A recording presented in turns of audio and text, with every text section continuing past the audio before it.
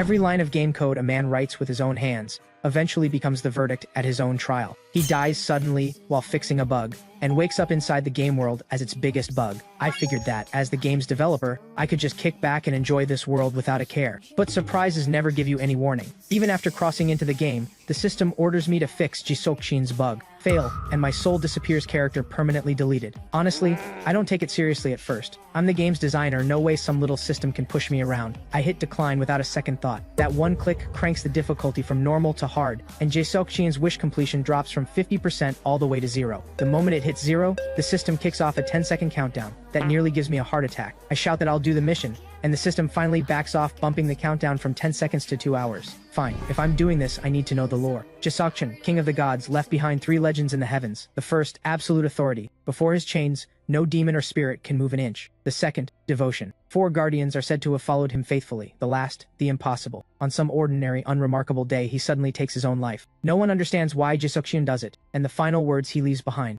go unsolved for hundreds of years. The mystery he leaves behind is now known as the Sky Vault. That's the end of the history segment. You can skip ahead if you want. Main story begins. In a traveling group, a boar, a monkey, and a young man stare with excitement at the stone gate ahead. That's right, this is the legendary labyrinth where divine power sleeps. The Sky Vault. The group laughs and strides forward, hungry for that power. Meanwhile, I'm being dragged across the ground like a dog. To explain how it came to this, we need to go back a few minutes. With my mission decided, I set off down the road to the Sky Vault, only to stumble across a group of idiots trying to sneak into the 7 wraiths of the demonic realm's territory. To join without raising suspicion, I let myself get captured on purpose. They treat me as a disposable meat shield, to be used however they like. Not exactly what I wanted, but I'm the weakest one here. I don't have a choice. So we walk for a long time, chatting along the way. Eventually, the group reaches the interior of the Sky Vault and comes face to face with a boss that looks like a giant Buddha statue. The boar kicks me forward. Figure it out by any means necessary. I drag myself up off the ground, cursing under my breath. But this statue, I know exactly what it is. That's the Sentinel, the mid-boss of the Sky Vault, and the one that starts giving players real headaches. Lucky for me, I designed this game, so I know exactly how to clear it. First, to trigger the mechanism, I use the basic skill oath on the Sentinel. I press my palms together. In an instant, 3 beams of golden light flash from the Sentinel's eyes. I am the blind guardian. I shall test the truth of your convictions. The moment it mentions a test, the boar flings me backward. He channels his authority, swelling his entire arm massive and thick. Then he throws a ferocious punch straight at the Sentinel. But the Sentinel simply says 2 words, calm and flat: incorrect. The next second, 2 enormous hands close in without a sound. With a sickening crunch, crimson blood seeps from between the Sentinel's clasped palms. The monkey is too terrified to make a sound. I see this and immediately shout for everyone to shut their eyes if they want to live.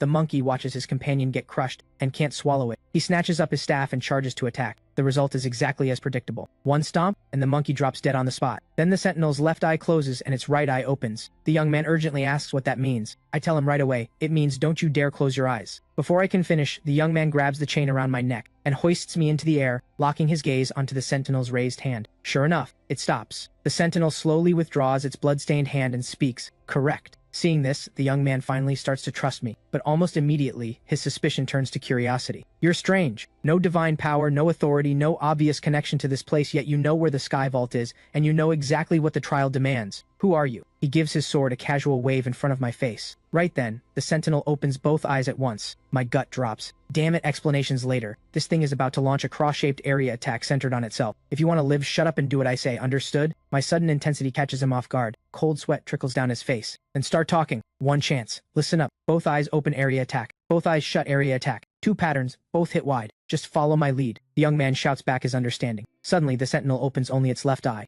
Handblade frontal wide attack. Get behind it. Now. He takes the cue instantly, spinning around to the Sentinel's back. Under my direction, we dodge 3 attacks in a row. The trial finally ends. The Sentinel speaks, slow and measured. What you have spoken is truth. It settles back silently onto its lotus throne. I see the opening and shout immediately, "Now!" Without a moment's hesitation, the young man channels his authority, gathering a deep green sword aura. 1 clean strike and the Sentinel splits in 2. I'm a top game developer from Country H and the one who built Apocalypse Naraka, who sees through every inch of it. The moment the trial ends, the young man grills me hard, demanding to know who I am. I have nothing to hide and no reason to. I tell him straight, I'm this world's creator. The moment those words leave my mouth, both him and his strange authority flinch in shock. That split-second opening is all I need. I jab 2 fingers straight at his eyes before he can dodge. He clutches his face and howls in pain. I take my chance and walk away. I can't afford to die here. I came to deal with Jisokchin's wish, and that's what I'm going to do. I need to release the Sky Vault's final boss. I remember the final boss only appears after a specific hidden condition is met. And that condition is, the Sentinel's drop reward must be stolen by the player who didn't land the killing blow. I sprint toward the reward, but a figure appears behind me out of nowhere. Damn it. The young man has recovered and is coming for payback. His blade presses against my throat, but my hand reaches the reward a split second first. A sharp whoosh tears through the air,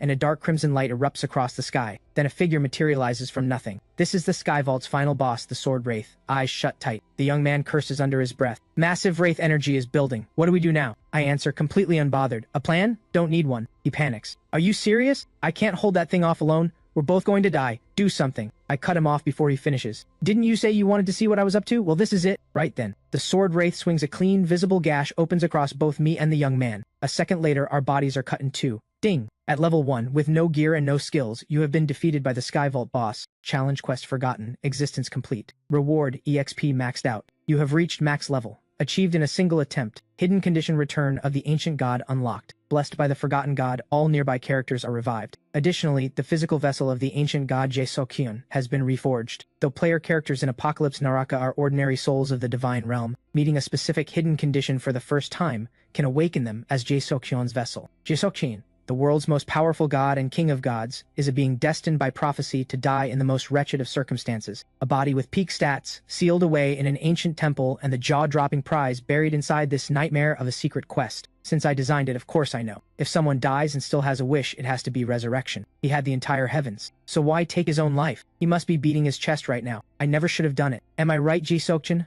I instinctively check the screen. Wish completion is still at 0%. You don't want to come back? Then what do you want? While I'm still thinking, the Sword Wraith attacks. I raise my arm and block with the chain. This is the Karma Chain. Since I can't access Jae-Seokjin's power yet, the Karma Chain is still sealed. Only by defeating the Sky Vault's final boss can the power be released. A new thought hits me. Maybe Jae-Seokjin's wish is to free his own power, but there's no way I can match this thing right now. So I make the obvious call. I bolt and shove the young man forward to deal with it. He waves his hands frantically. I can't do this. I tell him not to panic. Just try. Left with no choice, he draws his sword. Ding. Blessed by the Lord of Heaven, stats boosted for 5 minutes. Attack plus 999. Defense plus 999. Speed plus 999. Weapon durability plus 99. The next second, blade meets blade with a thunderous clash. From the shockwave alone, a crack splits across the Sword Wraith's blade, but the Wraith keeps swinging, and through relentless defense from both of us, the sword's durability finally hits 0. The blade is covered in fractures from tip to hilt. Then it shatters, reduced to dust that drifts into the air. The Sword Wraith stares at its empty hands in disbelief. It speaks, slow and hollow. Kill me. No hesitation, no mercy. I throw one punch and the Sword Wraith's head explodes.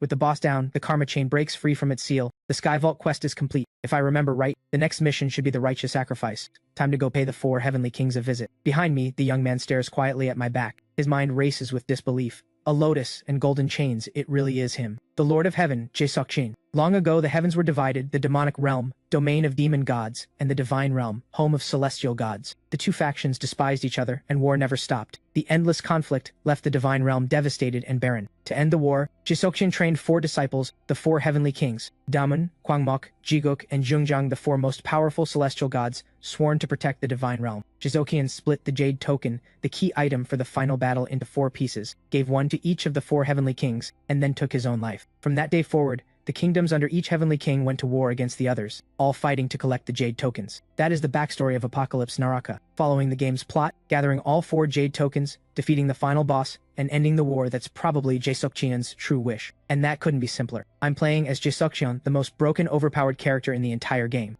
Ding. Sky Vault cleared, bonus time awarded. Time remaining before character deletion, 30 days 49 minutes. I let out a small laugh. 30 days? They're underestimating this body. Give me 100 hours and I'll speedrun the whole thing. Then the young man suddenly drops to one knee behind me. My lord, he says with deep respect. I am forever in your debt for saving my life. If you'll permit it, I have something to say. Those words snap me back. I'd almost forgotten he was there, but I prefer to work alone. I turn and walk away without a second thought. I find an open area, raise one hand to control the Karma Chain, and call out, Authority Void Step. Dead silence. The chain, which should be hovering in the air, just drops to the ground. I refuse to accept it. I swing the chain again, still nothing. Something's very wrong. I open my status window to find out why. A screen full of red X's hits me like a punch. Damn it, every single ability is locked. Not just Void Step, even my basic stats are sealed off. What is going on? And the Karma Chain status is strange too. This just looks like a regular chain. How is this even a bug? Then the system's cold voice cuts through. The Lord of Heaven says you have not yet earned the right to use authority. The moment I hear that, a bad feeling settles in. This isn't a bug at all, someone is deliberately interfering with me through the status window. It's the real Jae-suk-chin. Damn, just let me finish your wish already. What is your problem? I'm so furious, I throw a punch at nothing. And flip the bird. The next second, my Golden Lotus outfit vanishes right off my body. He even takes back my last shred of dignity. System notice. The enraged Lord of Heaven has reclaimed your equipment. I cave immediately. And just like that, Jae-suk-chin gives the gear back. Clothes back fine. But the authority problem stays. In Apocalypse Naraka, authority is everything. Jae-suk-chin became the strongest precisely because of his innate authority. It's what makes him a broken character. Without it, he's nothing. And Apocalypse Naraka's map is massive. Without authority, 30 days isn't even enough to explore the whole thing. Which means right now, I am completely useless. Damn you, Jae-suk-shin. What does this guy actually want? Hey, finish what you were about to say. The young man blinks, then clasps his hands. I serve Daemon, Lord of the North Sea and Dragon Keep. My name is Haicho. Haicho. Of course. Just as he says, this guy is Daemon's most trusted subordinate. Under his master's authority, he appears as a named character in high-difficulty quests. I'd written him off as a minor character and paid him no attention. Looks like I need to take him seriously now. So, a follower of Daemon. That's a name I haven't heard in a while. Before I can finish, Haicho cuts in. Please help me. I came looking for you because of a mission. I believe that someone as unique as you would find their way to the Sky Vault. So I'm begging you, save Dragon Keep. It's in danger. Right as he says it, a system notification pops up. Ding, quest triggered, save Dragon Keep. Dragon Keep, the deep-sea prison that holds the Divine Realm's criminals, has collapsed into chaos following a massive prison riot. The Lord of Heaven's mercy is called upon to restore order. Jae-suk-chin and his disciples, the 4 heavenly kings, each hold a sacred role in maintaining the order of the heavens. When a soul dies in the mortal world, it ascends to the heavens. Jae-suk-chin judges each soul weighing good against evil. Evil souls are sent to the demonic realm to face punishment. Good souls are sent to the divine realm, where they rest in peace. Jiguk personally guides newly ascended souls on their first journey. His gentle, flowing lute music washes away the pain of past lives and brings them calm. Kwangmok watches over the realm of the celestials, keeping it full of abundance and blessing. This cultured guardian holds a banquet every single day. Endless joy and plenty fill the heavens under his care. Even the divine realm isn't always peaceful. Zhengjiang patrols the heavens, crushing uprisings wherever they rise. This fearsome god pierces the body with one spear and severs the soul with another sword, arresting criminals where they stand. They are then sent to a special prison deep in the North Sea, the divine domain of Damun. Soon after, a deep green gate materializes out of thin air. Haicho carefully eases it open and peers inside, quiet and cautious. We step through and find nothing but rubble. Nothing about this place looks like the Hall of Penance it's supposed to be. Haicho stares in confusion, utterly baffled. Why did it send us to the Hall of Penance? I was trying to go home first. I already know why. This has Jae-suk-chin's fingerprints all over it. But more pressing than that is the system quest Save Dragon Keep. Level requirement 120 and above. Difficulty hard. Clear condition, defeat the leader. Reward, deletion timer removed. 1 authority unlocked. Remove the deletion timer and unlock an authority for a reward like that. There's no reason to say no. Let's move. I step forward without another word. Suddenly, a massive figure lunges from behind and throws a punch. I react just in time, cracking the chain back at it. Barely dodge that one. Haicho quickly apologizes. My lord, that is one of the criminals. Before he finishes, more criminals swarm out from every direction. I stay calm. Sure, I've got no authority, but I'm max level. These are level 120 mobs and I'm level 200. This is nothing. Haicho watches in complete shock. He doesn't even give me a chance to help. Truly worthy of the Lord of Heaven's divine power. Ding! Dragon Keep's regional curse Undying is now active. All monsters within Dragon Keep will hold at 1 point of health and cannot be killed. If they can't die, I don't need to finish them. Your turn, clean it up. Haicho gets the order. He draws his sword and activates his authority, Death's Edge, which ignores the Undying effect entirely. One sweep, and a wave of deep green sword energy wipes everything out. With everything handled, we push forward. We reach a large door. Haicho kicks it open. Behind it, a staircase descending to the lowest level. As we run, I ask without really thinking, why weren't you here guarding this place? If you were, the riot probably wouldn't have happened. Haicho explains, I had a mission. One day Daemon summoned me and gave me an important task, one that could only be completed out in the world. It was said that a soul chosen to resolve an ancient grudge was wandering the heavens. I think about it from just about every angle. That soul sounds like me. Right at that moment, an attack strikes from above, slicing the path ahead clean in two. Then a figure drops into view, blocking our path. Stop. That's far enough. Haicho recognizes her immediately.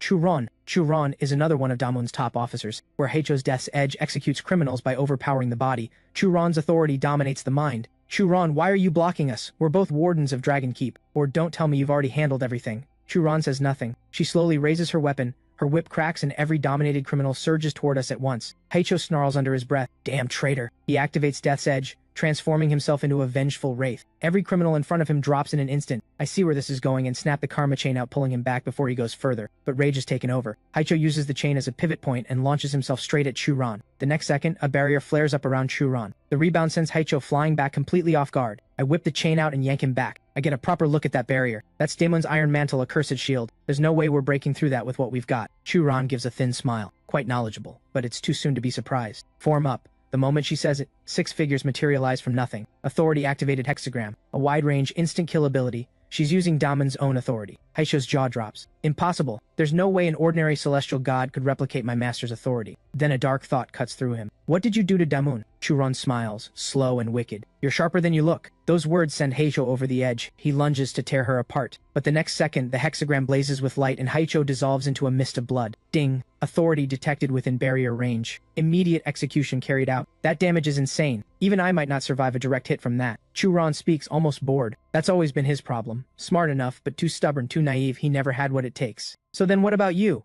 Ding. A powerful curse is taking shape. An overwhelming wave of dread crashes toward me, as you just witnessed one step inside the barrier and you die just like he did. So make your choice. Die miserably for daring to challenge Dragon Keep or keep your dignity and meet your end in 30 seconds. I can't help myself. Both options end with me dead. What do I do? Charging in like Heicho means instant death, but there's only one real answer. To escape a wide range attack, you have to get outside the range. Can't jump up, can't escape sideways. That leaves only one direction. I slowly lift my foot and slam it down with everything I've got. The way out is right beneath me. The staircase shatters, and my body drops clean out of the hexagram's reach. But a new problem: will a fall from this height kill me? Wait, something's off. Dragon Keep is supposed to be a dungeon you can't clear without first unlocking its curse-breaking authority. But Jae-Seokjin stripped all my authority and still gave me this quest. That makes no sense. This isn't a straightforward quest, it's a setup. I don't know exactly where, but somewhere off the map, somewhere Dragon Keep doesn't show, is the real boss I need to face. Which means the boss is most likely right below me. Blind luck. I stumbled straight into it. Chu-ron watches from above, smiling faintly. Clever indeed. A moment later I hit the bottom. All I can say is this body is something else. A fall like that, and I only lose half my health. I'm still processing that when I get up to look for clues, and a sword materializes, from nowhere, flying straight at me. I barely dodge it. So that's the final boss's attack. But it's pitch black down here. Finding the boss is one thing, even dodging is a challenge. Suddenly, countless swords come screaming in from every direction. No time to dodge. Same trick as before then. I slam my right foot down a stone slab, flies up and takes the entire volley head on. I use the gap to put distance between myself and the source. The attacker has laced every sword with a tracking curse aimed at me. And this black liquid on the ground, every time I touch it, the slow debuff stacks higher. This is a death trap. Fine, if the ground is the problem,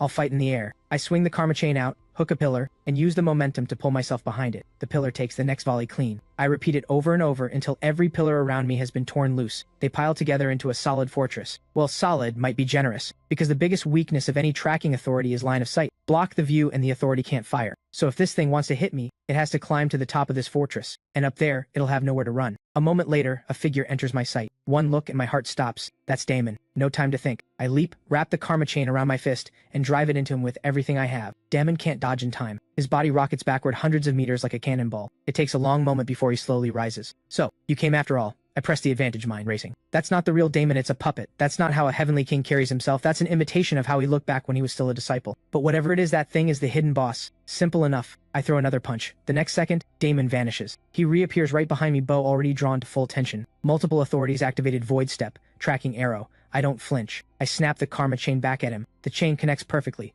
knocking the bow clean out of his hands. Ding. Authority activation cancelled. Daman gives a faint smile. Curse authorities can't be blocked mid-cast, and yet you knew exactly when to strike. I'll need more distance then. But the moment he tries to activate void step, I grab him. My karma chain-wrapped fist is already fully charged. Not this time. I'm not falling for that twice. Then I unload a relentless downpour of fists hammering into him. Forced into a corner, he switches authority. Ding! Iron Mantle activated. That's exactly what I was waiting for. The second weakness of Curse Authority: if it gets interrupted mid-cast, the next release drops in power. A sharp crack and one punch shatters the Iron Mantle completely. Damon doesn't get angry. He smiles. Impressive. You really do understand how to counter Curse-type authority. Then let's see how you handle this. Before the words land, a pitch-black snake skeleton materializes in front of me. Ding. Shadow of the Black Serpent passes over you. Slow debuff activated, movement speed reduced by 10% every 10 seconds. A blade braced by the bones of the Black Serpent, the Ashen Fang. Even a grace from it applies the curse. Think you can dodge the shadow? He hasn't even finished the sentence, the karma chain is already coiled around his arm. I yank hard and drive my forehead straight into his face. What are you even performing for? I don't care about the slow debuff. Against a caster, stalling only hurts you. This is a battle of endurance now. I plant my feet and drag Damon straight into the water. I'm not doing this to die. With Jae-Seokjin's stats, my health pool is guaranteed to be bigger than this fake Damon's. Even with the massive damage I've taken, the odds still favor me without a doubt. And just to stop him from quietly forming a seal, I've got him fully bound. Ding. Approaching the abyss. Negative status effects intensified, health draining 200 points per second. Good. Now it comes down to who can hold on longer. Bit by bit, both our health bars creep towards zero. Finally, Damon gives out. His eyes roll back and he's out cold. Just when I think it's finally over, the fallen puppet cracks a slow, unsettling smile.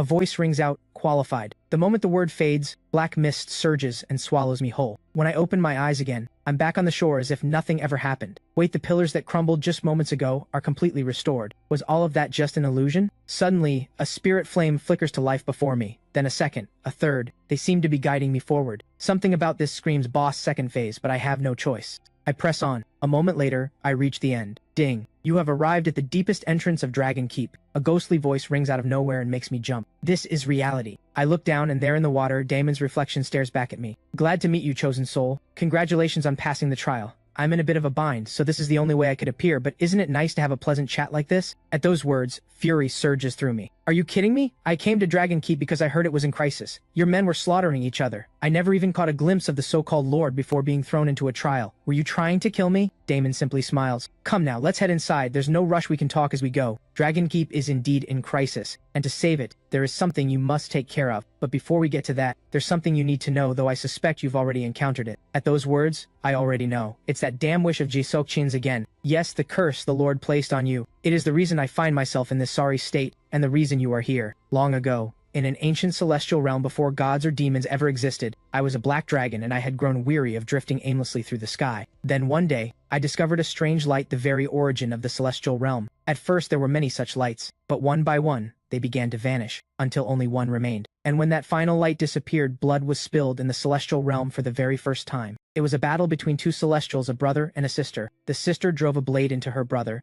then vanished without a trace. The brother was left alone. I, who had always been indifferent to the world, found myself drawn in. I descended and saved the dying celestial. Once he recovered, the celestial spoke. I will become the supreme ruler of the celestial realm. War is coming sooner than anyone thinks. A future even I could not foresee. How could a mere celestial possibly know? And yet everything unfolded exactly as he said. That celestial became the Lord of Heaven, the supreme ruler of the celestial realm. But at the same time, demons arose. The celestial realm was torn apart into the divine realm, and the demonic realm, and the great celestial war began. In the early days, the divine forces led by the Lord, a master of both combat and healing, held the upper hand. By all accounts, the war should have ended in their victory, with peace restored to the celestial realm, if only the Lord hadn't left the way he did. But now the celestial realm has fallen to the demons. The Lord of Heaven vanished without a trace, and most have come to see him as nothing but a hollow figure, cursing his name day after day. But listen well, I, Damon, served as both the Lord's sworn guardian and a divine protector. The Lord trusted me above all others, and because of that trust, he told me a secret: this war was destined to be lost. And the reason was the Lord of Heaven himself, Jisokchin. Long ago, the Lord showed me a painting, one that could reveal the future. It depicted in vivid detail how the tide of war shifted completely the moment a single figure appeared. That figure was the Lord's sister Asura. As I mentioned before, they were the siblings whose conflict first drew blood in the celestial realm.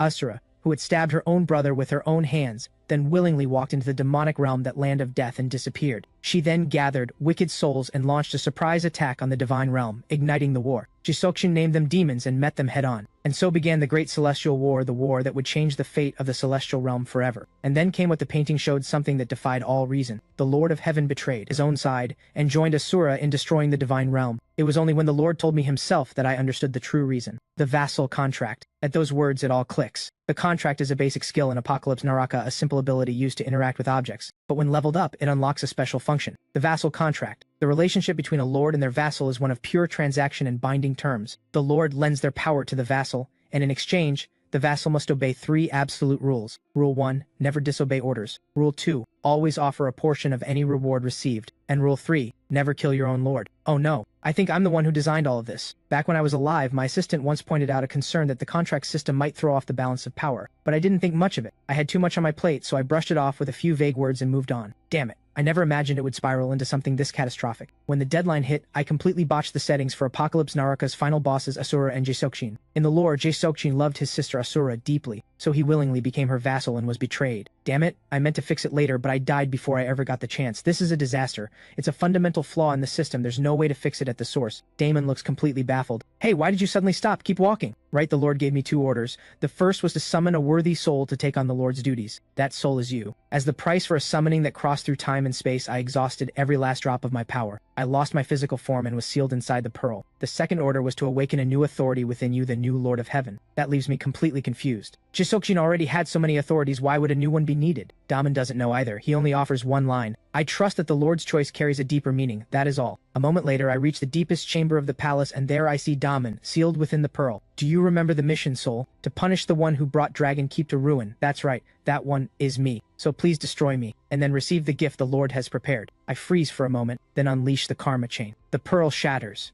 revealing a golden lotus. Ding! You have shown the mercy of the Lord of Heaven. The crisis of Dragon Keep has been resolved. Mission completion 10%. With the mission complete, you are one step closer to fulfilling the Lord of Heaven's wish. It all becomes clear to me now. The reason Jisokchin had to summon me and place that curse upon me. It wasn't contempt. It was a message. Go and fix it. Fix the world that my past self destroyed with my own hands. Meanwhile, Heicho, revived by Churon, jolts awake and immediately starts cursing. Why the hell did this traitor save him? Churon flicks Heicho on the head. What an interesting way to say thank you. Haven't you figured it out yet? All of this, it's the Lord's doing. Before the words are even finished, the walls of Dragon Keep explode inward. A figure emerges at the breach. Churon pulls their hat down and mutters through gritted teeth. An intruder. Taking a closer look at Sando, a vassal of the ruler of Zhengzhang. Heicho lets out a battle cry, reaching for his blade, then remembers the sword was destroyed by the Iron Mantle. Churon is utterly speechless. Then another sound erupts from behind. Another look, another intruder. This one is Mumancho, a vassal of the ruler of Jiguk. Back on my end, I touch the Golden Lotus and feel a new authority taking root within me. Ding! A new authority root has been awakened. Enmity. The base authority of Enmity contract severance has been unlocked. As a reward for completing the mission, one authority may be unlocked. Additionally, as a reward for reaching 10% of the wish, one more authority may be unlocked. Without realizing it, my mind begins to slip under the influence of enmity. I nearly lose consciousness entirely. Thankfully, Damon senses something wrong and shakes me. Never forget you are my lord now. You need to learn to control enmity. I'll send you somewhere perfect for training your new authority. So forgive me for the little tricks I played earlier. We'll meet again soon. With those words, a door materializes out of thin air behind Damon. Heicho and Churon burst through the door together. They're already pushing into the deeper levels. I'm completely lost. I have no idea what's going on. The next second, a large hand shoves me from behind. Go, I'll handle things here. I look back. Damon's silhouette radiates absolute resolve. Dragon Keep is about to collapse. I have to get everyone out. One more thing, please. Make this wait worth it. My lord. A moment later, we are teleported to the Polar Training Ground, the Lord of Heaven's secret training facility.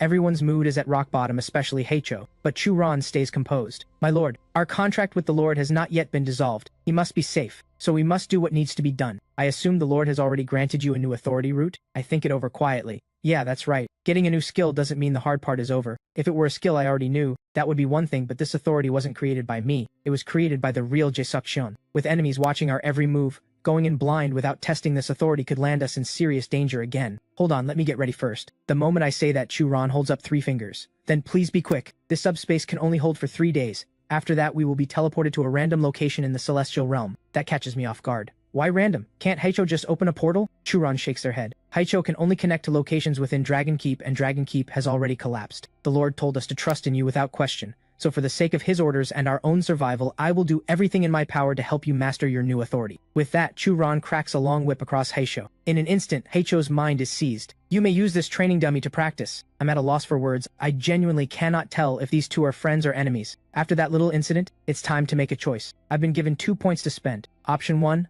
Unlock the first tier authorities from 2 different authority routes. Option 2. Invest both points into a single authority route. Spreading across different routes means more options. Focusing on one route means becoming overwhelmingly powerful in a single area. But right now, without any information, I need to understand what both authorities actually do before committing. Ding. Negative enmity unlocked. Indra's net. Removes the first tier restriction on the karma chain. Bing. Positive enmity unlocked. Absolute movement. For half a second, ignore all physical mass. Skills I've never seen before. I have absolutely no idea what to expect. Just then, the mind-controlled Heicho slowly speaks. Lord of Heaven, the training begins now. Churon calls out from the sidelines. No one dies here. Feel free to experiment. With that settled, I stop hesitating. I activate Indra's net. In an instant, the karma chain coiled around my arms unfurls like a vast web, blanketing the entire subspace. That surprises me. Alright then, let's test the attack first. I concentrate and the karma chain shifts in response, slowly forming a massive sphere. The next second, the iron sphere crashes straight down on Heicho with enough force to crater the ground beneath him. This is insane. Is this power level even remotely fair? The moment the attack ends, the karma chain reverts back to its web form. Wait, if the offensive output is this strong, can it handle defense too?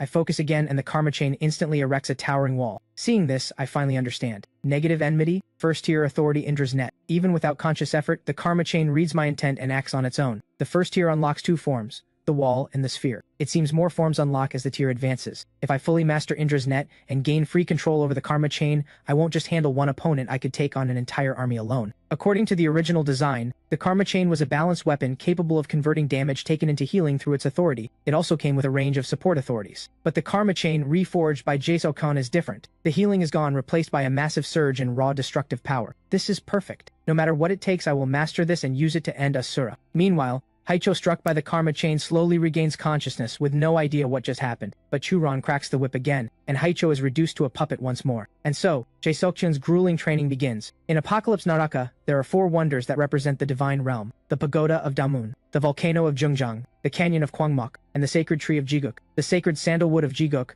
rooted at the heart of the celestial realm, extends its roots across the entire domain, watching over the whole realm. That covers the basics. Now back to the present. One day after being expelled from the polar training ground, our group finds itself in the middle of a vast desert. The moment we land, a mission notification hits me. It's telling me to destroy Jiguk and fell the great tree. At first glance, it seems to be talking about the sacred sandalwood, but it's too straightforward. There's definitely a hidden meaning this time. Apocalypse Naraka was a failed, unfinished project, which means a huge number of scrapped settings exist. I know the lore, but I have no idea how those settings have taken shape in this actual world, so I have to be careful. The celestial realm as it exists now is nothing like what I imagined. Start from the beginning. Climb it one step at a time, like ascending a staircase. That way I can unravel the hidden intent Jae-Seok left buried in this mission. After a long while, the 3 of us have wandered this desert for what feels like ages, and there's still no sign of Jiguk anywhere. This can't go on. I asked Churon to probe the desert and find out when it formed. Churon doesn't hesitate, immediately drawing on the authority, or rather, Damon's authority. Before summoning me, Damon had already known he would suffer the backlash. So before being sealed in the pearl, he hid his eons of knowledge, his authority, and the seed of his soul within Churon. So right now, Damon is recovering his divine power within Churon's soul, and Churon can draw upon that vast knowledge and power. After a moment, Churon finds something and speaks slowly. According to the Lord's knowledge, this desert formed 70 years ago, 30 years after the Lord of Heaven's death. But as the words trail off, Churon sways. Damn, I was too eager. I tried to access too much knowledge at once and drained the divine power too fast. I'm sorry, my lord.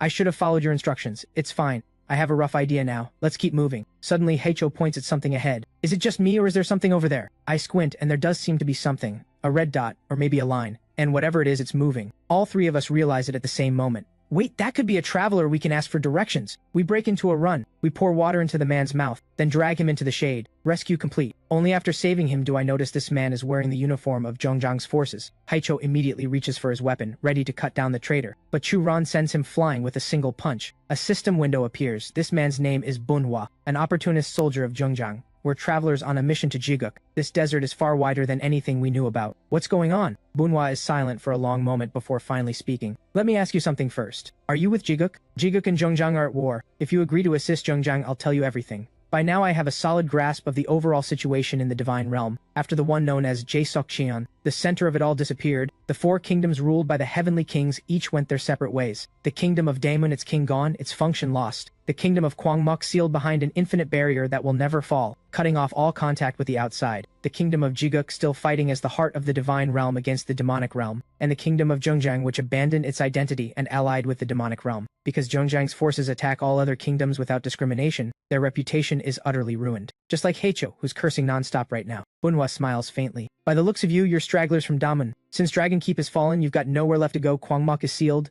Jiguk is full of traitors. We're in the same boat. Why not work together? At those words, I'm genuinely puzzled. Wait, why is Jiguk full of traitors? As far as we know, Zhongjang is the only kingdom that sided with the demonic realm. Hearing that, Bunhwa bursts out laughing. Cowards hiding at the bottom of the sea, you really don't know anything. You actually believe that rumor? Among the 4 vassals who once served the Lord of Heaven, Zhongjang alone still serves him to this day. If you have even a shred of conscience, you'll help us burn Jiguk to the ground. That makes sense? A buried memory of a setting flashes through my mind. That so-called setting was just a half-baked idea I threw out when I was completely burned out and running on empty. The idea was to make one of the 4 heavenly kings a traitor, and Zhongjang fit the role perfectly. So Zhongjang came to believe that the Lord of Heaven's death was his own fault. He decided that the only way to be a true loyal servant was to destroy the divine realm that failed to protect the Lord. He had completely lost his mind. That's why Zhongjang's men say things like this. Alright, I get it. Those words leave Heisho completely dumbfounded. My lord, how can you just believe him like that? I shrug it off. I've gotten what I came for anyway, but in exchange, I need you to deliver a message. I have seen our future, a future where Asura falls and the demonic realm is conquered. Bunhwa opens his mouth to protest. I cut him off. Trust that I can make it happen, because I am Jae-Seok, the one who conquered the Sky Vault.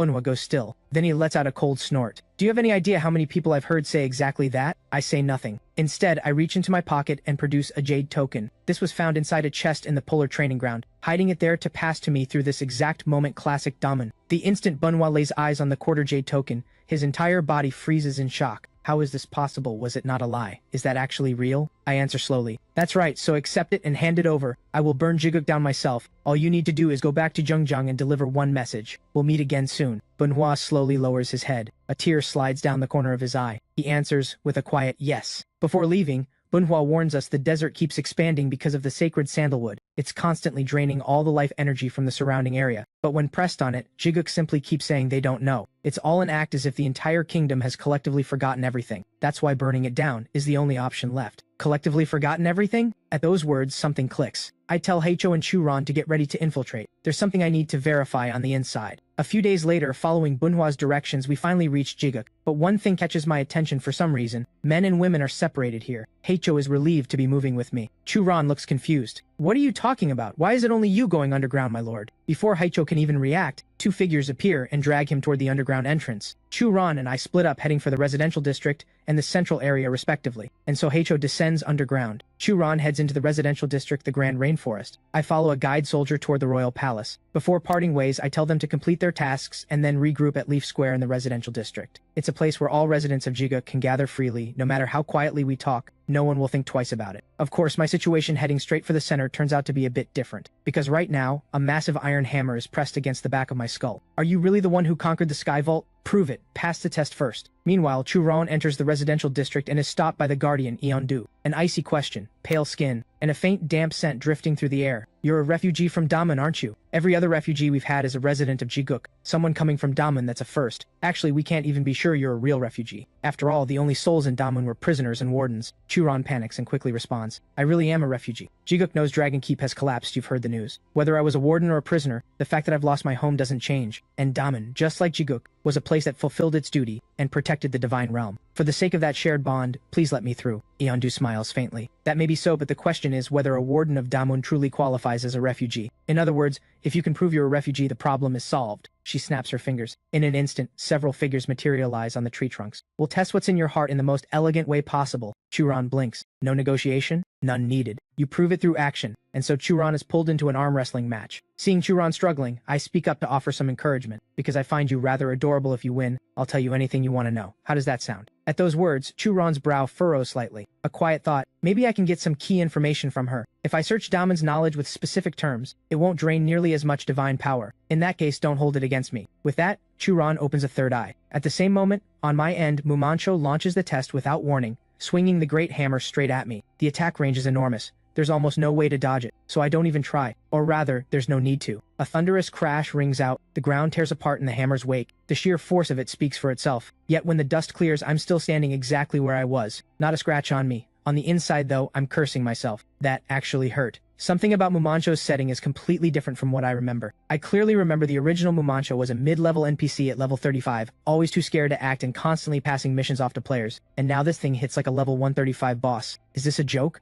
Luckily, I've got tough skin. Anyone else would have been dead meat. Seeing that the attack had no effect, Mumancho immediately drops to the ground and bows an apology. That leaves me completely dumbfounded. I sincerely apologize. As one who serves the Lord, I had to verify with absolute certainty. I now acknowledge that you are the conqueror of the Sky Vault, the one destined to save Jiguk. I will explain everything on the way. Please, follow me. And with that, Mumancho turns and walks away without looking back, leaving me no chance to get a word in. Nothing I can do. I follow along. At this moment, the ruler of Jiguk watches us without blinking. A quiet murmur. How strange. Must they be killed? The tree is saying things like that again. It's been happening more and more lately. A moment later, I finally reach the central area, but the moment I see the tree before me, I stop dead in my tracks. Calling it a tree is a stretch. It looks less like a tree and more like countless tormented souls clawing their way out of hell. Suddenly, a graceful figure descends before me. Welcome, Conqueror. I apologize for not coming to meet you. My legs make it difficult. At those words, my brow furrows. Why hasn't she recognized me? My appearance is identical to Jisokchin's from the past, yet she shows no reaction at all. The ruler of Jiguk and Jisokchin were once as close as family. There's no way she wouldn't recognize his face. And a few days ago, when I saw Damon's true form, a chill ran through my body. I believe that was Jisokchin's emotions bleeding through. But facing the ruler of Jiguk now, that feeling isn't there. It's not that there's nothing at all. It's just vague, not an emotion. It seems connected to the curse. Should I try to confirm it? Meanwhile, Churon uses a few tricks and successfully takes down 12 opponents. Only one remains. Eondu gives a cold snort. I know exactly what tricks you've been pulling, but you won't need any of that to beat me. The next second, a sharp crack. Churon wins. Churon is completely baffled. It barely felt like any effort at all, so how did that win? Well, then I lost. Looks like I have no choice but to share the secret. Go ahead and ask. If it's you, you should be able to sense what I mean. As she speaks, Eondu's expression turns gravely serious. Not long before this, Haicho had successfully slipped into the underground area and changed into an ill-fitting uniform. He stares at what lies before him, his face written with total disbelief. No matter how he looks at it, this is definitely a portal to the Sky Vault. The legends say the Sky Vault exists in many places across the celestial realm, but only one had ever actually been found, and that one, the only known Sky Vault, disappeared after my lord conquered it. So how can one be here? Even stranger, no one down here seems to pay the portal any attention at all. Suddenly, the ground begins to tremble. Heicho looks up and sees Mumancho, now grown to enormous size. For some reason, Mumancho is rampaging, destroying everything in sight without restraint. Heicho doesn't hesitate and rushes to find Churon. Is this the moment my lord was talking about? Churon thinks for a moment. It seems so. Let's get to Leaf Square quickly. And at that exact moment, my voice echoes out from within the sacred sandalwood. Every head snaps toward the tree shock spreading across every face. My face appears on the surface of the tree. This isn't the time for explanations. That divine general's authority has gone out of control.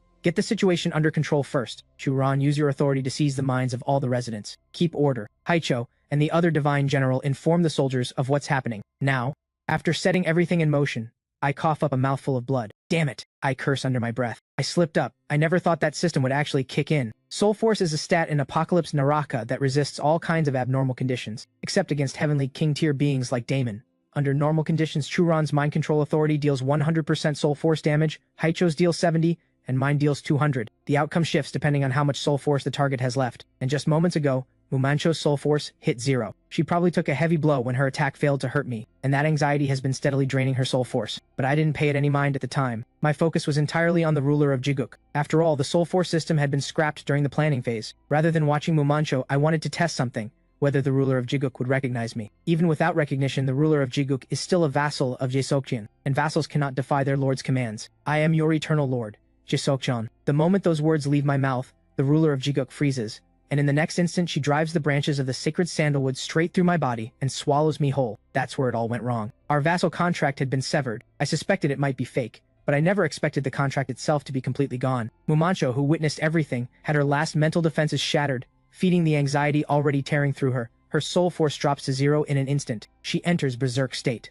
Mumancho has completely lost control. Meanwhile, I've been swallowed into the core of the sacred sandalwood, surrounded by countless corpses in the process of undead transformation. From what I know, any corpse that undergoes undead transformation becomes a being of immense destructive power, equipped with its own special authority. Right now, the ruler of Jiguk is fully merged with the sacred sandalwood. I need to take control of this situation. Thanks to the passive ability of the Lord's Constitution, Jesokjian is immune to undead transformation from the sacred sandalwood. I'll take that as a stroke of luck. Suddenly, a memory flashes through my mind. You don't have the right answers, do you? Who in their right mind would find this fun? Sion ended up like that because of you. Wait, why is that surfacing now? Get it together. The strategy, that's what matters right now. Outside the sacred sandalwood, Mumancho keeps growing her hammer larger and larger. A bad feeling stirs in my gut. If this attack plays out like the last one, the blast will swallow the entire grand rainforest and the desert at the roots. Neither Heicho nor Churon has the level to stop that kind of strike. There's no time to evacuate everyone. It would already be too late. At the last possible second, Eondu spreads her wings. Pouring every last bit of her divine power into it, she forces the attack off course. Listen up, I can block a berserk state attack only once. It takes 30 seconds to restore my divine power after that. In that time, you need to find a way to end this. Right, panicking solves nothing. I need to act. Offense, a low probability Death's Edge authority. Support, a soul force draining mind control authority. That's all we've got, and honestly this lineup has no chance. But now we have a tank who can stun every attack once. Thanks to her, the impossible becomes possible. The moment that clicks, I drop into a cross-legged position. Ding! Through meditation, soul force temporarily increases. The Lord's Constitution channels that soul force to resist the sacred sandalwood's undead transformation. This unknown threat, and having allies by my side. Honestly, I haven't felt this in a long time. This rush, it's actually exhilarating. I used to hide behind excuses of being busy, playing carelessly, always looking for the easy way out, and now I'm paying for it. What a fool I've been. But thinking it through, Mumancho's opening move is almost identical to that one enemy I faced before. Then here's what we do. Everyone move to the positions I'm about to give you. A straight line strike is coming. If we angle it just right, we can redirect the impact into the ocean and minimize the damage. Without hesitation, everyone moves. The next moment, Mumancho's attack comes, and just as I calculated, it works. The attack ends. Eondu's divine power is fully restored, and she asks what comes next. I tell everyone to stay calm. Our goal isn't to kill Mumancho, but normal attacks won't cut it. We need to deal a very specific kind of damage. I once faced a monster, a berserk creature that also loved swinging a massive hammer. If you successfully block its heavy strikes 3 times, the hammerhead breaks off. That's my guess at least. Without hesitation, Eondu channels her full divine power and blocks the 3rd strike. Just as predicted, a sharp crack and the hammer shatters. Now for the next step. The hammerhead rolls down along the trunk of the tree. All we need is someone to act as a pivot at a fixed point, and the ball will bounce straight back. That's our counterattack. It's only now that I truly realize it. I am the developer of Apocalypse Naraka, and at the same time, its very first player. The next moment, the ball slams directly into Mumancho's face. Ding! A powerful counterblow lands. Rebound damage dealt, target has been stunned, and Mumancho's enormous body drops straight down like a felled tree. Everyone gasps, bracing themselves to catch her. I tell them not to worry. The rebound damage will reverse Mumancho's reverse growth. Churon catches a now figurine-sized Mumancho in her hands, still reeling from shock. Then, a thunderous horn blast erupts outside the sacred sandalwood, shaking the very air. Churon's expression darkens. She shouts for everyone to stay sharp. The real enemy has arrived, the demonic realm. Inside the sacred sandalwood, the system begins counting down, the countdown to the revival of the undead. Moments later, deep within Mumancho's dreams, a long-buried memory begins to surface. Mumancho, the 2 of you set out together. Why did you come back alone? Mumancho's hands break into a cold sweat. I'm so sorry, my lord. The Sky Vault needed someone to stand guard outside, so I took up that post. Wachanji went in alone to explore, but no matter how long I waited, she never came back out. I thought I should report to you first. Your order was to investigate the Sky Vault and return. Since returning was part of the order, I haven't disobeyed. That's right. But before she can finish, the ruler of Jiguk cuts her off. It's fine, Mumancho. I never expected anything from you to begin with. Those words jolt Mumancho awake. Her mind floods with questions. What is this memory? One that shouldn't exist, yet belongs only to her. The 2 attendants at her side rush over the moment she wakes, asking how she's feeling and whether she'd like something to eat. Mumancho snatches the candied skewer from one of them and bolts outside. She's determined to share what she saw, that familiar face, and the truth hiding behind it. But barely a few dozen meters out, a massive figure materializes in front of her, a creature of the demonic realm. The weapon clutched in its maw blazes with blinding light, ready to devour anything in its path. Thankfully, Heicho appears just in time. 1/ instant kill. Mumancho, your body can't handle combat right now. Mumancho hops around, muttering something too faint to make out. Heicho sighs and grabs her by the scruff. He hoists her onto his shoulder and gives her a quick rundown. The demonic realm is invading. Jiguk is mobilizing every soldier it has, and you have a role to play too. Mumancho's face falls. She believes her own rampage is what drew the demonic realm here. Heicho tells her to get a grip. If you go berserk again, Jiguk is finished. That snaps her out of it. She straightens up and swears to do everything she can. After a fierce battle, the demonic realm falls quiet for a moment. Churon immediately consumes divine fruits to summon the wide-range Iron Mantle. Eondu goes to seek the ruler of Jiguk's help, only to find, inexplicably, that she has merged with the sacred sandalwood. So all hope falls on Churon. A standard defensive authority simply blocks incoming attacks from outside. But Damon's authority is different. The Iron Mantle doesn't just block. It erases anything it identifies as an enemy. It's the only way to stop the demonic realm's force suppression shots. The problem is that Churon's divine power isn't enough. Authority and divine power are tied to rank. For Churon, a divine general, to wield Damon's heavenly king-tier authority, she must consume a massive amount of divine fruits all at once to temporarily elevate her divine power level. Each use requires 108 fruits. The remaining stock sits at roughly 132. That means one chance, just one. If the next assault doesn't end the fight, there's no way to stop the force suppression shots. They'd have no choice but to wait for death. Moments later, Heicho arrives at the makeshift war room with Mumancho in tow. Eondu brushes past Mumancho and pulls Heicho aside to discuss how to hold off the next wave. As for Mumancho, she has a different role. Churon speaks, her tone measured. I have something to ask. Have your memories returned? Mumancho blinks, something turning over quietly in her mind. Churon explains. Before Lord Jaesokyun disappeared, he left me a warning. He told me to uncover the ruler of Jiguk's true authority, that what's known and what's real don't match. Anyone from Jiguk should know. But everyone has lost their memories, even the ruler of Jiguk herself. This is almost certainly the work of a heavenly king-tier memory-erasing curse. And right now, there just happens to be someone who can break it. That person is you, Mumancho. When you went berserk, your status was forcibly reset. The memory-erasing curse was lifted. Those words hit, and Mumancho's memories surged back all at once. In the memory, Wachanji holds her gently. Don't worry too much, Mumancho. Everyone has their own part to play. That's what makes a flower feel beautiful.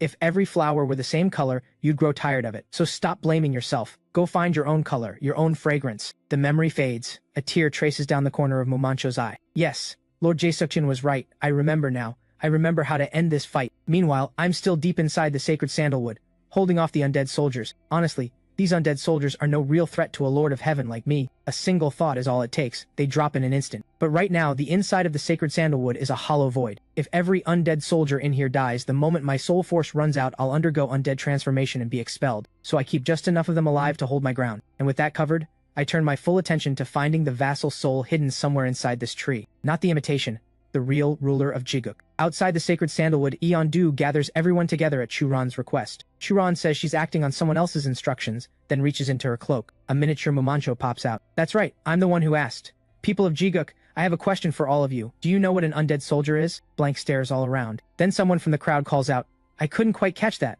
Mumancho presses. Are you sure you really couldn't hear it? When I say undead soldier, what do you actually hear? The crowd murmurs, none of them sure what Mumancho is getting at. Eondu steps forward. Let me answer that. It's not that we can't hear it, we can't understand it. Everything else comes through fine. But that one word, it just doesn't register, like it's not part of the celestial language at all. Heicho's eyes go wide. That's exactly what happened back at the Sky Vault. Mumancho taps Churan's finger and continues. Everyone, I am deeply sorry that my berserk state put you all in danger, but because of it, I was freed from the binding curse. Since I once put you all at risk, this time, let me be the one to save you. There is a way to deal with the demonic realm and end this all at once.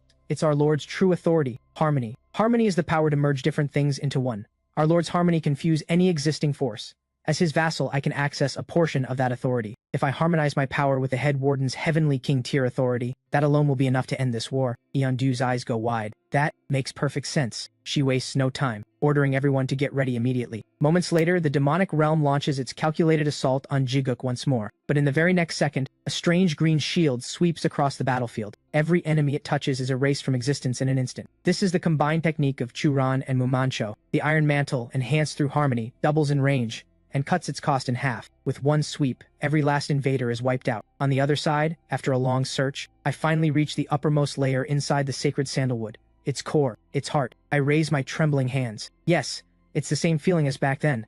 This body is responding. Then let's make sure. Ruler of Jiguk, I am your eternal lord Jiseokchan. Answer me. The moment the words leave my lips, everything around me begins to shake violently. In an instant, countless branches of the sacred sandalwood erupt before my eyes. The truth is, the sacred sandalwood originally belonged to Jiseokchan. Long ago, when Jiseokchan went searching for those who could serve him, the ruler of Jiguk was just a child growing up in a small, humble garden on the outskirts of the celestial realm. Then that day came. Jiseokchan arrived and asked her to help him fulfill his great purpose. The sudden offer, naturally, she refused. To win her over, Jiseokchan brought out something precious, the only sacred sandalwood seedling in all the celestial realm.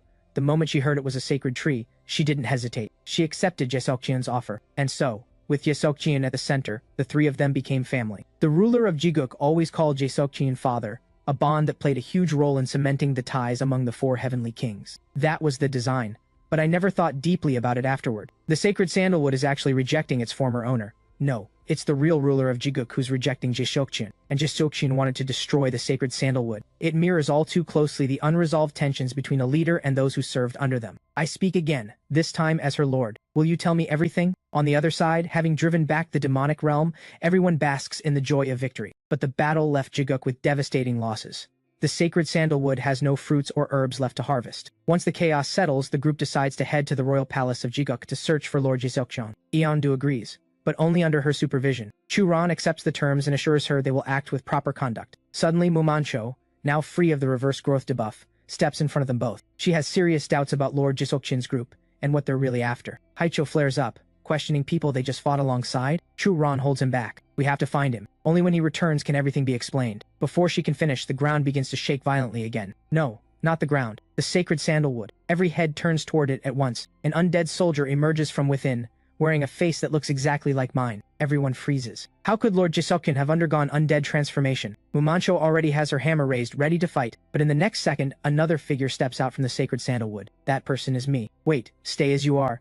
The undead soldier receives the command, and impossibly kneels. Eondu stares at me, completely baffled, her expression hardening. Who exactly are you? I step down slowly from the trunk and speak in a low, steady voice. I am the conqueror of the Sky Vault, Lord Jiseokchan, and I'm here to cut down this tree. Mumancho nearly stumbles. My lord, do you understand what you just said? Cutting down the sacred sandalwood means destroying Jiguk. As a vassal of the heavenly king, I am the steward of Jiguk. Declaring an attack on the sacred sandalwood before me, I can treat that as a declaration of war. Even if you are Lord Jiseokchan, that changes nothing. What has become of our true lord? I have no intention of fighting, so I explain. As everyone knows, the sacred sandalwood possesses divine power, its level, divine general rank. Every soldier it has consumed so far was at that same rank, so digesting them posed no problem. But my level and the ruler of Jiguk's level are above that, meaning our divine power surpasses what the sacred sandalwood can contain. So what happens when the sacred sandalwood tries to swallow us? Naturally, it spits out what it can't digest. I am that undigested remnant, and this undead soldier beside me, was created by the sacred sandalwood in response to my resistance. Simply put, I am the real one. This is the imitation. The ruler of Jiguk is in the same situation. She told me herself. She fought the undead soldiers too. The sacred sandalwood consumed half her soul, transformed it into an undead soldier and expelled it. The other half remains at the heart of the sacred sandalwood, permanently. But not because it's being held captive. The ruler of Jiguk simply doesn't want to leave. She says it's warm in there. She can feel my presence, and she loves it. That is the truth of what happened. So the ruler of Jiguk now exists in 3 parts. One remains inside the tree. One became an undead soldier. And the last, the imitation, the expelled remnant, has been in the royal palace, playing the role of the ruler of Jiguk. That is why I must bring this tree down. It has been pushed to its absolute limit. Before I can finish, the sacred sandalwood shudders violently again. Branches snap and fall for no apparent reason. To keep anyone from getting hurt, I use the karma chain to erect a shelter in an instant. But this won't hold. Eondu urgently asks if I have a way to stop it. I call out over the noise. There is a place, one that remains sealed no matter what collapses outside, no matter what attacks from without, effective immediately. Everyone in Jiguk evacuates to the Sky Vault. The words Sky Vault hit Mumancho like a blow. Wachanji's face flashes through her mind. My lord, are you still treating this as some kind of game? Once you go in, you never come back out. Enough. That's only true when it hasn't been cleared. The one and only conqueror of the Sky Vault is standing right here. What is there to fear? That lands. Mumancho finally snaps out of it. She leads everyone into the Sky Vault without another word. Once everyone is inside, I give the signal and send the undead soldier in to clear the way. I stay behind. There are things I need to take care of out here. Before leaving, Eondu calls out to me and holds out a small box. This is something I've been guarding all this time. I don't know what it is, but it seems connected to the memory loss you've been talking about. I open it. Inside, a quarter piece of a jade token and a pair of dice. All these years, perhaps they've been waiting for this moment. With that, Eondu walks straight into the Sky Vault. With everyone inside, it's time to finish what I came here to do. I slowly raise my hand. In the next second, the karma chain condenses into one massive spinning disc. It launches at high speed toward the sacred sandalwood. A memory flashes through my mind. Help me, and I'll give you this, to set everything right again. The ruler of Jiguk's lost soul, I will find it, I swear it. 1 week after the Dragon Keep fell, Jiguk followed. And that news was carried to the kingdom of Zhengzheng by Manhwa. But his situation was anything but good. Akyon, a high-ranking officer of the demonic realm, was interrogating him. Jiguk has fallen. The Lord of Heaven has returned. You've got to be joking. How many people have said that to me now? Every single one of them, without exception, ended up pinned to the wall of doom, condemned to face it for eternity. So what fresh excuse have you got? Forget it. I'll just have you executed. Manhwa curses under his breath. This is the rear of the kingdom of Zhengzheng, the Forge District. Akyon, the demonic realm officer stationed here, is a notoriously lazy one. When no execution is underway, their guard drops considerably. With Bunchua's abilities, slipping past them would be nothing. But of course, an execution is underway right now. Worse still, these demonic realm lackeys won't hear a single word of explanation. 2 paths lie before him. The first, surrender and wait to die. But then the news of Lord Jaesokchian's return will never reach the ruler of Zhengzheng. The second path is also a road to death. Using the relic he carries, a very particular iron ball. Pour divine power into it, and his entire body erupts in flames. The ropes binding him will burn through, but so will his body. Still, it would be enough to get him to the Palace of Flames and deliver the message. At that very moment, the magma in Zhengzhang's volcano begins to stir. Akyon's subordinates rush in with a report. The sacred sandalwood of Jiguk has been cut down. Bunhua goes still. A familiar silhouette rises in his mind. Tears spill from the corners of his eyes before he can stop them. Lord Jaesokchian kept his promise. Akyon's subordinate continues. And furthermore, the sacred sandalwood is flying this way. Akyon's composure cracks. He immediately orders his forces to raise the barrier. Moments later, a thunderous crash. Stripped of its divine power, the sacred sandalwood can't withstand the barrier's recoil, and shatters on impact. But that's fine. It was only a feint, because I've already slipped inside, and Bunchua is free. He can't stop thanking me. Sometime later, in disguise, the two of us successfully blend into Akyon's ranks. Akyon gives the order. Don't bother chasing the escapee. Too much trouble. Focus on the scheduled executions. He points to 2 soldiers and tells them to follow him. One of them is me. Well, how convenient. Time to put my plan into motion. It's been a while, Akyon. Akyon stops cold. Churon, don't address her so casually. You're the head warden who was abandoned and expelled by Damon, aren't you? Inside the Sky Vault, Churon is speaking to Akyon across the distance through their vassal contract. For those beneath one's own vassals, a direct contract is not required. The connection still holds. This is called information sharing. On the way to Zhengzhang, I had already received all the information I needed. For example, the undead soldiers were the product of the sacred sandalwood. Now that the sacred sandalwood has been cut down, the undead soldiers will naturally disappear. The window is 10 days. That means not just the undead soldier resembling Lord Jaesokchian inside the Sky Vault, but also the soul of the ruler of Jiguk absorbed by the sacred sandalwood, and the undead soldier bearing the ruler of Jiguk's form somewhere in Zhengzhang. All of them will vanish. The timeline is tighter than expected, but it's not impossible. For completing the objective, the system rewards me with 2 authority points. My wish fulfillment has also reached 40%. A special mission unlocks, asking me to set my own conviction.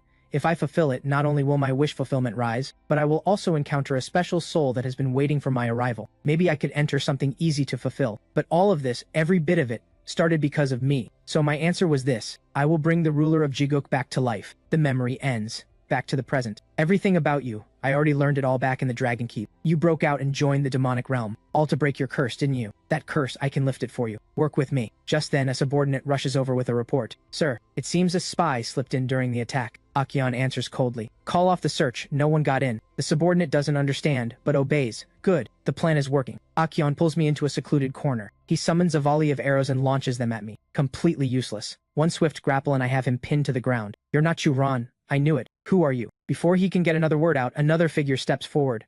I told you, it's Lord Jisukchon. That's Manhwa, the sovereign of the celestial realm from 100 years ago. Lord Jisukchon himself. Show some respect. Akion lets out a cold laugh. So that's the game, a fake. I always knew that woman Churan would pull something like this. I just didn't think she'd go this far for revenge. I looked down at Akion, kneeling on the ground like a beaten dog, and keep my tone even. Before coming here, Churan told me everything. In the kingdom of Daman, everyone inside is a criminal, the wardens included. She and Akion met in that dungeon. Locked away for decades, many had lost their minds to the isolation. But not Churan, and not Akion. At first, Churan wanted nothing to do with him. She thought he was shallow. But when he finally opened up, when he let her see the fragile thing beneath the surface, her opinion changed. The mark on Akion's left arm is called the Resentful Spirit Curse, a cursed inscription carved directly into flesh using souls filled with hatred. What makes it so terrifying is that it slowly devours the self. At first, after the mark is carved, there are no signs at all.